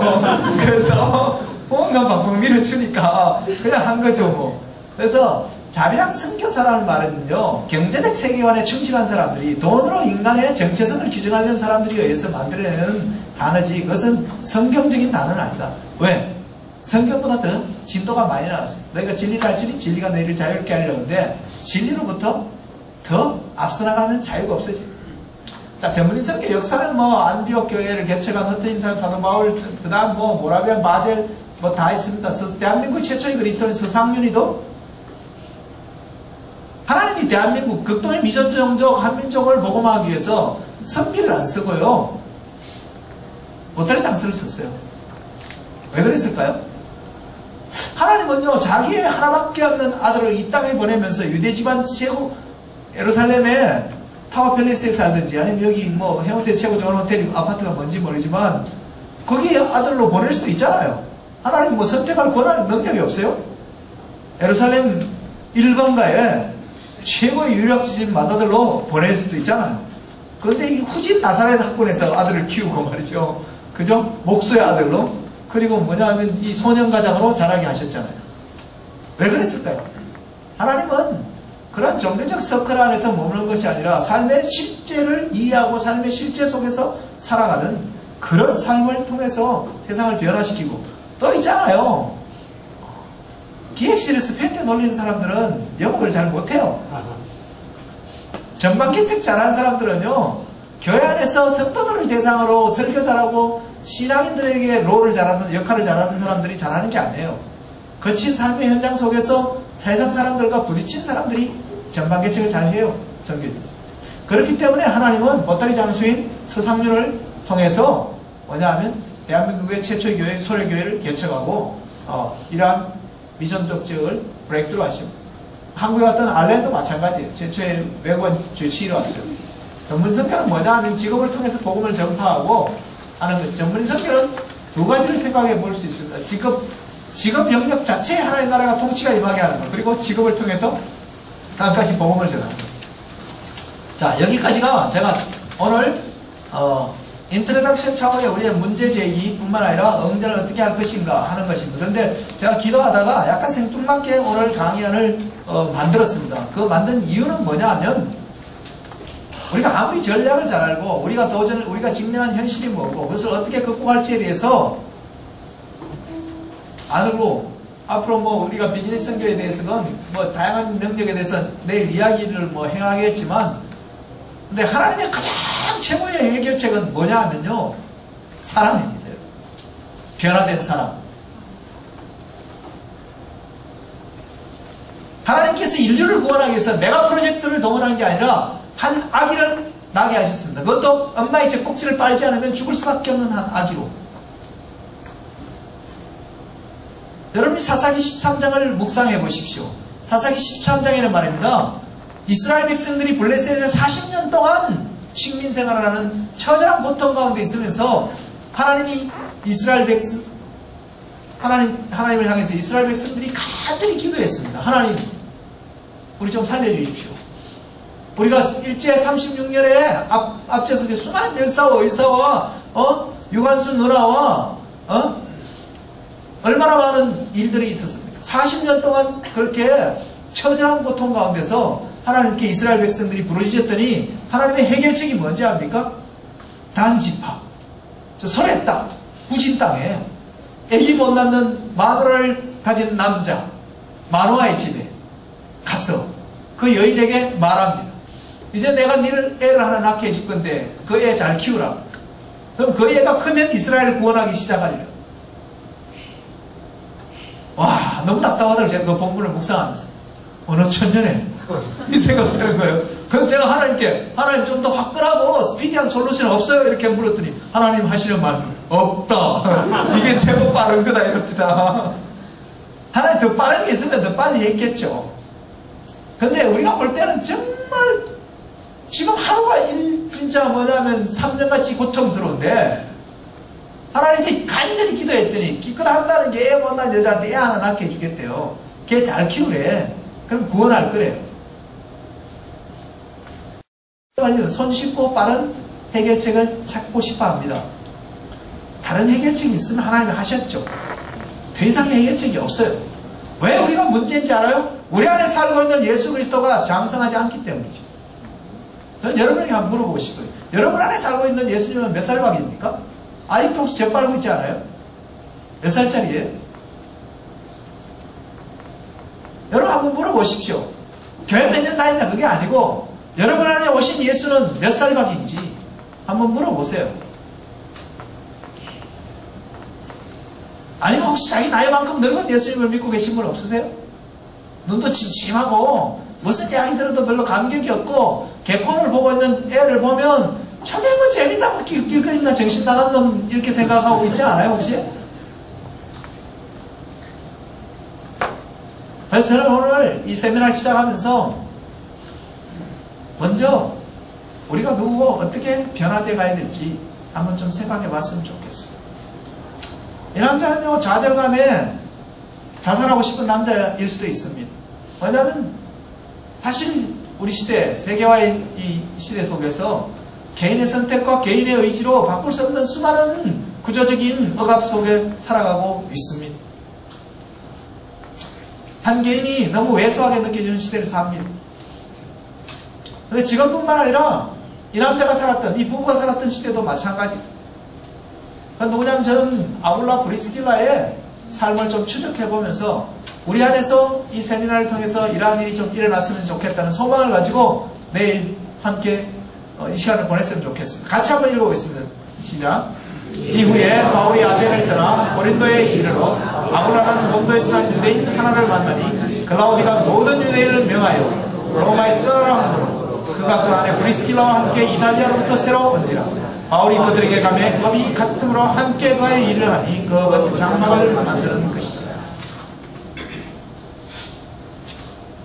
이 남자 인생의 IMF 리만 브러더 사건을 만났어요. 한가할 수 없는 어려움이 봉착됐습니다. 여러분 아굴라 브리스길라는 어떤 배경의 사람일까요? 어떤 삶을 살아왔다고 생각합니다.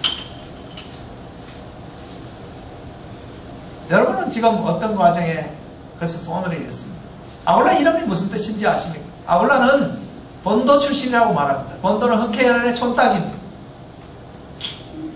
촌딱이었는데 제국의 수도까지 진출해서 출세한 남자가 된 거예요. 여러분도 부산에 살고 있지만 고향이 부산이 아닌 분 많죠? 제가 산청 이런 데서 오신 분 없어요? 후진 동네에서? 계실 거예요 아마. 와서 여기 와서 말이죠. 사신 분 계실 겁니다.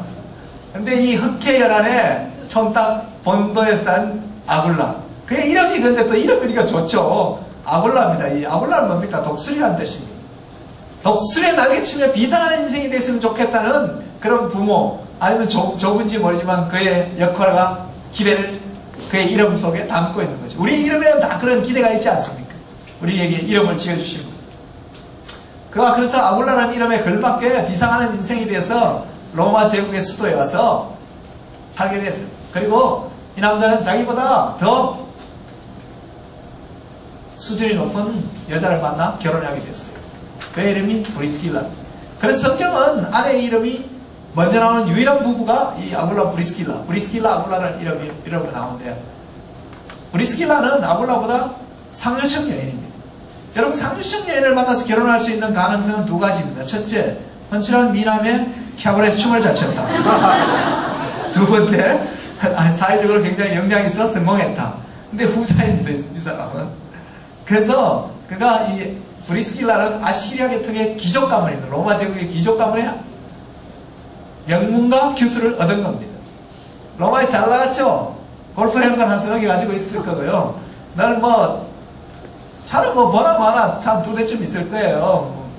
벤츠하고, 그 다음에 BMW 760 이런 거 이렇게 가지고 트럭을 탁 열면 골프채 묘하게 이렇게 있던 남자였어요. 그러면 늘 이렇게 새로 산 미술품 이야기하고 골동품 이야기하고 새로 갔던 있잖아요. 뮤지컬 이야기하고 이러면서 우화를 떨면서 살던 남자예요. 그 남자가 위기를 만났습니다. 클라우디아 황제가 유대인 배척 칙령을 내린 거죠. 모든 유대인은 로마를 떠나라. 장사하다가 어느 날 스톱되면요, 돈 줄 사람은 한 명도 안 눈에 안 보이고, 돈 내라라는 사람만 집 앞에 장사진을 치고, 왕년에 같으면 권리가 엄청 비싼 가게를 거저 먹으려는 사람들, 기계 같은 걸 헐값으로 달라는 사람, 이런 사람들밖에 없겠죠, 그죠? 그래서 겨우 동산 몇 푼을 건져서 클라우디아는 왜 유대인을 배척했을까요? 그 한 힌트가 성경에 보면 뭐냐 하면, 클라우디아 황제 때 로마 전역에 큰 흉년이 났습니다. 아주 심각한 흉년입니다. 이런 흉년이 나면 정치가들은 누군가가 그 희생양을 잡고 주의를 돌리고 싶은 욕망이 있었겠죠. 그래서 유대인들을 배척했습니다. 인생 평생 잘 나가는 사람 없죠, 그죠? 성경은 말합니다. 인생에 형통할 때와 공부할 때를 겸하여 주신다. 그래서 인생을 하여금 하나님 앞에서 전문용어로 쓰면 까불지 못하게 하셨다고 그렇게 말하고 있습니다. 그래서 사실 아굴라 브리스길라 부부도 마냥 잘 나갈 줄 알았는데 어느 날 완전 스톱된 거죠. 저도 마냥 잘 나갈 줄 알았는데요, 어느 날 말기합니다. 이러니까 진짜 앞이 캄캄합니다. 인생이 그런 거죠, 그죠? 근데 이 아굴라 브리스길라 부부는 위기를 어떻게 직면하고 있느냐 하면 이게 참 놀랍습니다. 사실 유대인들은 로마를 떠나라 그랬으면 아굴라만 로마를 떠나고 브리스길라는 로마에 남아있어도 돼요. 유대인이 아니잖아요. 아시리아 계통의 귀족 가문입니다. 그런데 부부가 함께 이 인생의 위기를 직면하기로 결단한 거죠. 요즘처럼 말해요. 기러기 아빠랑 살았다는 거예요.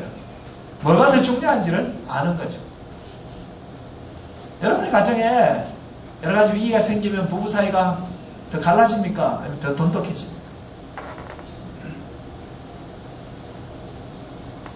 근데 이 부분은 적어도 더 돈독한 관계로 나아가는 걸 봅니다. 성경, 이런저런 신앙적인 것, 그 이전에 정말 본질적인 관계가 더 견고해집니다. 그게 필요한 거죠. 아굴라 브리스길라 부부는 인생의 후미진 로마로 갔습니다. 왕년에 화려한 로마와 비교하면 너무너무 초라하고 후미진 고린도로 나의 고린도로 내려간 거죠. 혹시 여러분 중에 내가 원치 않는 인생의 좀 후진 고린도에 와 계신 분 안 계세요? 왕년에 로마에 살 때도 있고 고린도에 살 때도 있고 그런 거죠. 로마에 살 때는 주로 명함 한 장 탁 잡내가 주면서 뿌듯하게 그러십니까? 이러시면 그 다음부터는 그냥 명함 나다가 다 떨어졌는데 이러기나 아니면 내주면서도 아무도 알아볼 길이 없는 명함 1억 석자에는 그런 명함을 내밀고 그러잖아요. 로마를 떠날 때 아볼라 프리스키타 부부.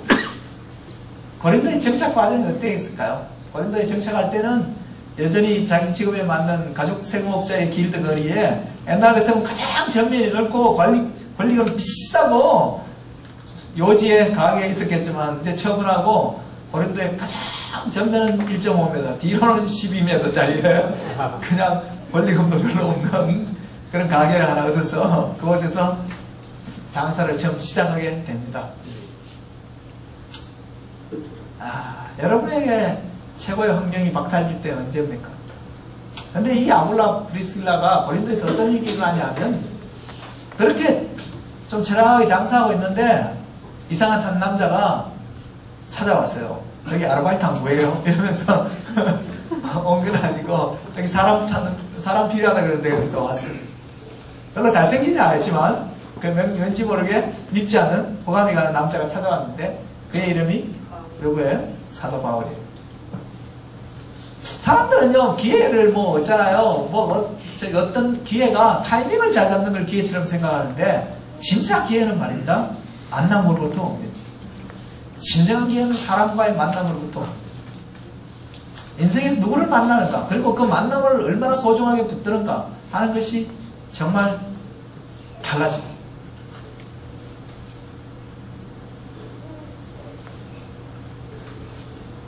저는 어느 날 캠퍼스에서 전도하다가 키도 작고 안경 쓴 이상한 한 남자를 만났어요. 그 남자 때문에 고생 직사게 했거든요. 근데 그 남자 때문에 혹독하게 경영 수업을 받고 잘 살게 됐는데 그 남자가 지금 이랜드 회장이에요. 같이 캠퍼스에서 전도하다가 만났는데 누굴 만나느냐는 건 참 중요하고 이들은 직업의 현장에서 훈련되어 갑니다. 직장은요 하나님의 사람으로 훈련되는 최고의 장소입니다. 아니 또 신학교 가서 훈련받고 이럴 생각하지 마시고요. 여러분이 직업 속에서 아니면 삶의 현장 속에서 만남의 기회, 하나님의 사람과의 만남의 기회를 소중하게 붙드십시오. 그 이상의 훈련은 없어요. 근데 이 남자 굉장히 골치 아픈 남자입니다. 그죠? 손으로는 텐트를 하루 종일 짓는데 입으로는 끊임없이 복음을 말하잖아요. 그래서 근데 그렇게 3년 하고 나니까 있잖아요. MDB가 지금 총신대 신대원을 하는 것보다 더 타고해졌어요. 비교가 안 돼. 저 신학교 중퇴했거든요. 신학교 중퇴했는데도 있잖아요. 세계 선교대회 주강사로 한 달 전에도 내 인생이 참 희한한데요. 그 오순절 계통의 독일 지역의 교회 연합 수양에 강사로 갔어요. 오순절 배경이 아니고 저는 장로교 배경인데 그걸 밀라노 가서 집회하고 저는 신학교 중퇴했다니까요. 근데 직장에서 빡시게 교육을 받았죠. 그래서 직업의 삶의 실제 속에서 훈련받는 거 매일 삶 속에서 하나님과 동행하면서 훈련받는 거 그 이상이 없어요. 이 말이죠. 후미진 고린도는 철학이 그지없지만 말이죠. 인생의 질적 변화를 위한 최고의 장소입니다. 여러분이 만약에 인생에 내가 원치 않는 나의 고린도가 있다고 생각하면 그 기회를 잡으십시오. 만남의 기회를 잡고. 그전에는 도저히 기회 안 들어왔을 겁니다. 이런 이야기하면 천박한 헛소리 하지 마라 그랬을 거예요. 골프 이야기하고 있잖아요. 새로 투자한 주식 이야기하고 펀드 이야기하고 그러느라고 바빴을 거예요. 인생의 로마에 살고 있는 사람들에게는 그런 게 눈에 잘 안 들어오죠. 고린도로 내려왔어요. 그들은 하나님과의 사람과의 만남, 그 안에서 말씀과 훈련하는 그런 시간을 가집니다. 그리고 나서 고린도에서 에베소로 떠나오게 됩니다. 같이 이 본문 한번 읽어볼까요? 시작. 바울은 더 여러 날 머물다가 형제들과 작별하고 배 타고 수리아로 떠나갔어요. 브리스길라와 아굴라가 함께 하더라. 바울이 일찍이 소원이 있으므로 갱들리아에서 머리를 깎았더라. 에베소에 와서 그들을 거기 머물게 하고 자기는 회당에 들어가서 유대인과 그래서 함께 이제 먹고 사는 문제가 가장 중요해요. 시험에서 액을 복근했죠. 아굴라 브리스길라. 근데 이 고린도에서 하나님의 말씀과 단련되고 나서는 그보다 더 중요한 일이 생겼어요.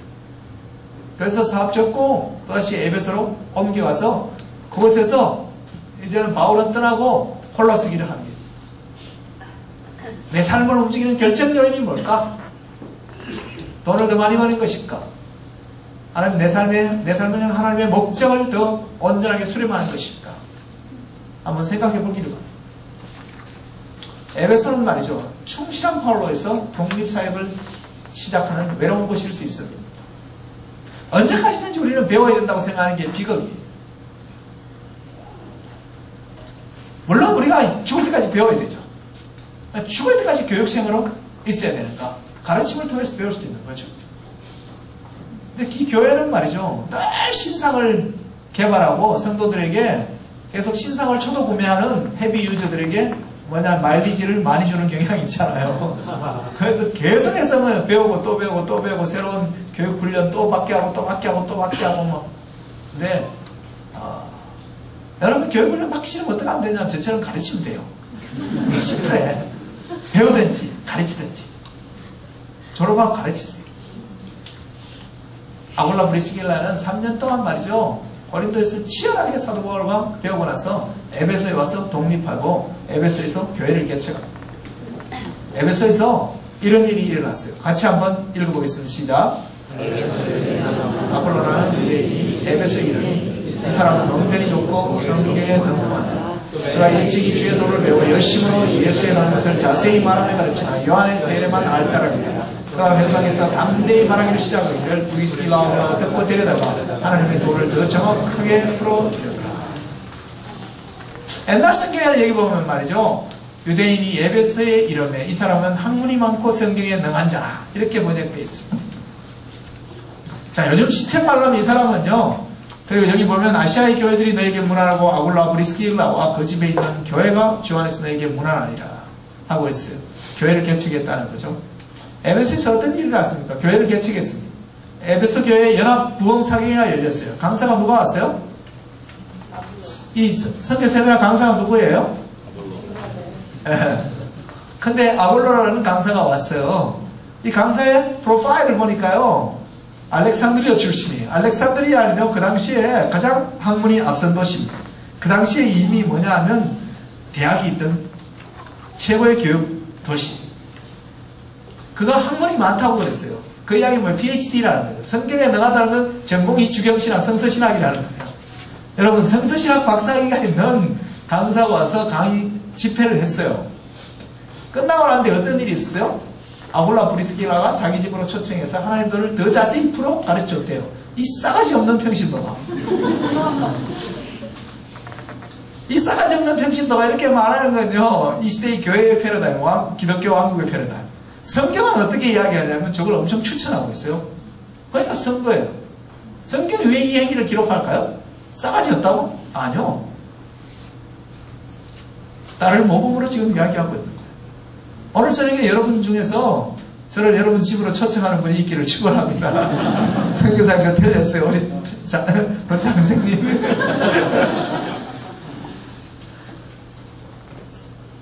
그러면요, 저는 평신도인데요. 이런 분들이 계세요. 근데요, 평신도 아니고 성도입니다, 여러분. 아멘?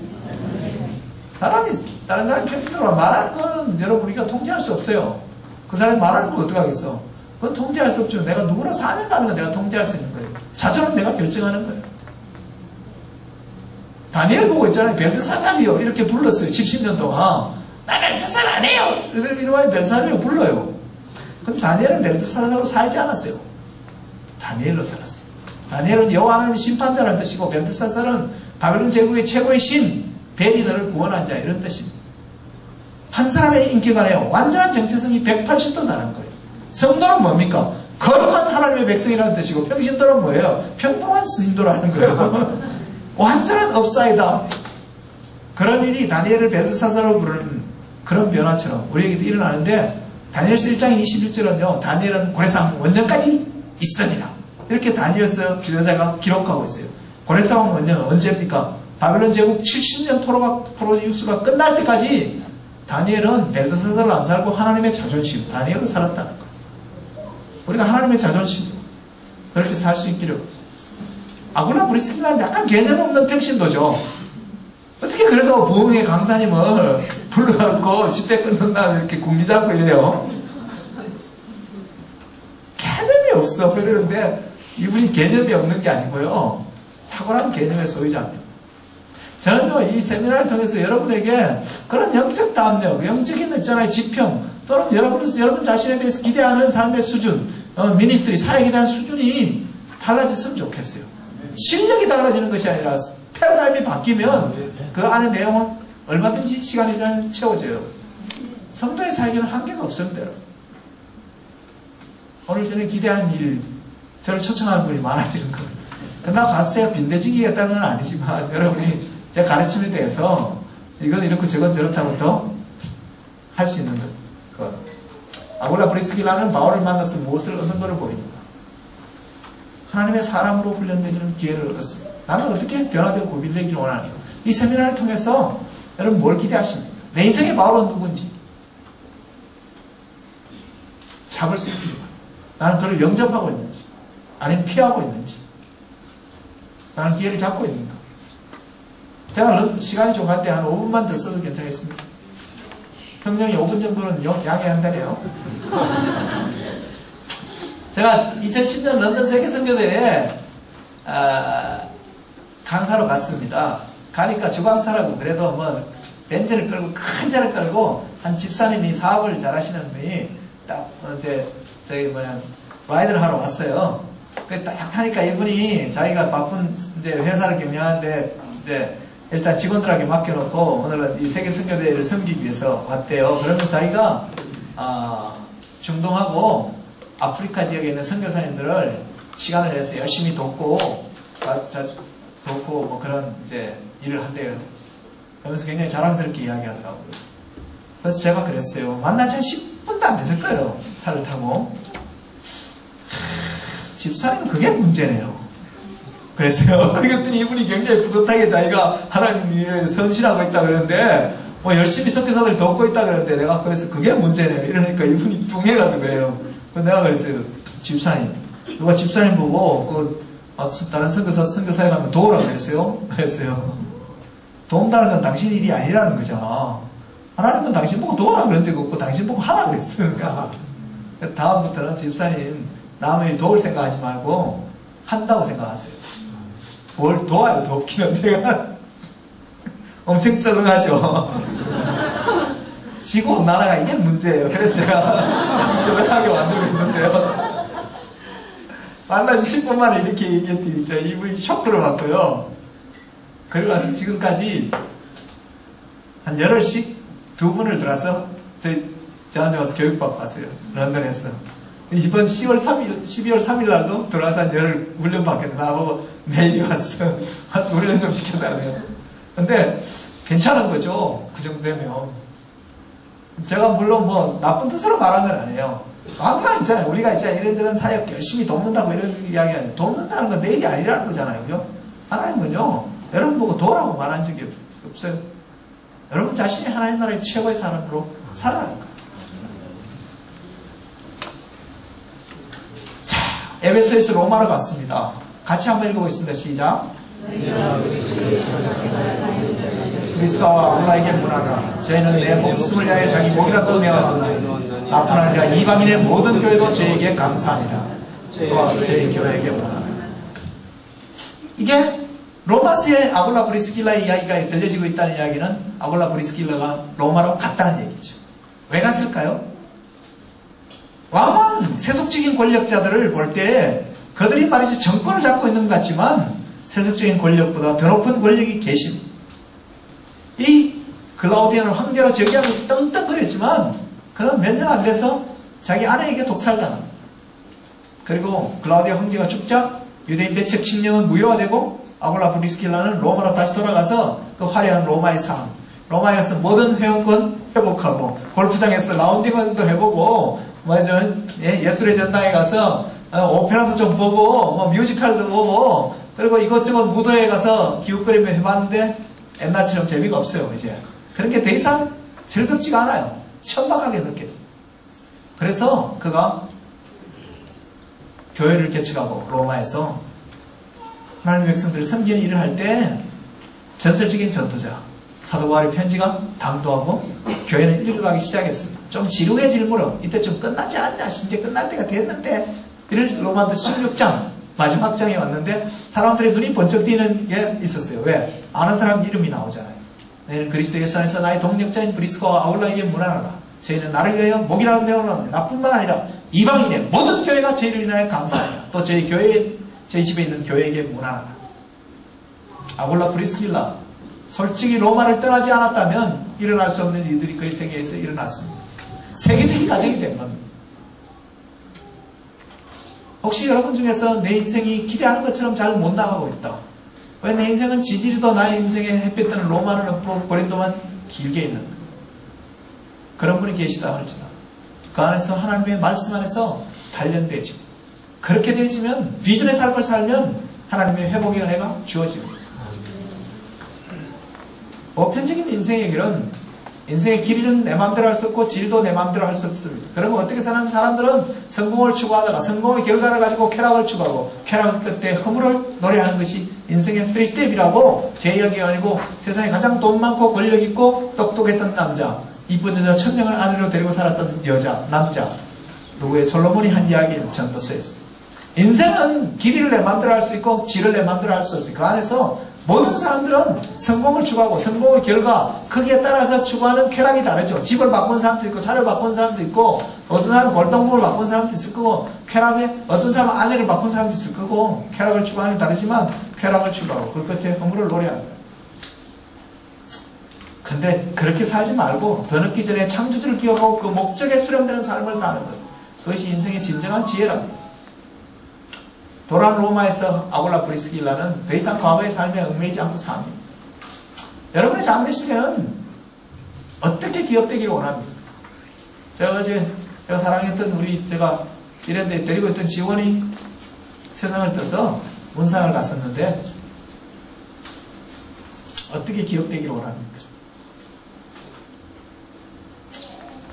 근데 그들은 로마에 있다가 다시 로마의 삶이 별 매력이 없어서 다시 에베소로 갑니다. 그래서 그들은 에베소에서 인생을 마지막에 왜? 더 이상 로마의 안락한 삶이 그들을 행복하게 해주지 않기 때문에 비전의 삶을 향해서 쫓겨가는 것이 아니라 자원해서 나아가는 그런 삶의 여정을 걸어갑니다. 자, 여러분 인생의 묘비명에 뭐라고 세지기를 원하십니까? 저는 오늘 약간 생뚱맞게 사실 이 세미나에 이러한 사람의 생일을 추적한 일을 별로 잘 하진 않는데 기도하다가 우리 안에 이런 일이 일어났으면 좋겠다. 내 삶이 별로 이상적이 아닐 수도 있고 내가 별로 그렇게 내 스스로의 현재 생활에 대해서 자랑스럽지 않을 수도 있을지 모르지만 이런 생일을 통해서 이런 삶의 여정 가운데서 하나님의 말씀으로 우리를 빚으시기를 원하고 그리고 비전의 삶으로 나아가기를 원하고 그런 말면 우리의 삶이 정말 비상하는 그런 생애로 나아가기를 원하는 하나님의 기대와 소망, 그것을 우리가 수렴해낼 수만 있다면 또 그리고 이 세미나 속에서 그러한 비전 또 그것에 대한 단초들을 우리가 잡을 수만 있다면 우리의 내가 생각할 때 자랑스럽지 못하고 생각하는 것, 또 바람직하지 않다고 생각하는 것, 때로는 고통스럽다고 생각하는 것, 그것이 결코 불행으로 끝나지 않아요. 저는 사실 말기암에서 3개월밖에 못 산다는 이야기를 들어서 모든 사람이 죽을 거라고 생각했지만 제가 죽지 않고 살아서 하나님 예호와 영생을 선포할 수 있게 해달라고. 그래서 저는 암 때문에 사실 인생 쪽박 사는 게 아니라 더 대박을 맞는 인생이 됐습니다. 언제든지 어느 때든지 우리가 당한 현실 앞에서 우리가 하나님의 목적 지향적으로 우리의 삶을 수렴해가기 원할 때 그런 일은 현재적으로 일어나는 일이라는 것입니다. 이 세미나 저는 벌써 부족해서 여러분을 바꿀 재간도 없고 그렇습니다. 그러나 이곳에 계신 분이 있습니다. 주의 성령께서 아굴라 브리스길라에게 행했던 것처럼 우리 가운데 그런 변화, 그런 새로운 놀라운 비상하는 인생으로 우리를 빚어주시기를 기대함으로 함께 이 시간을 진행해 나갈 수 있으면 좋겠습니다. 같이 한번 우리 통성을 한번 기도하고 마치겠습니다. 같이 한번 기도하겠습니다. 살아계신 하나님 감사합니다.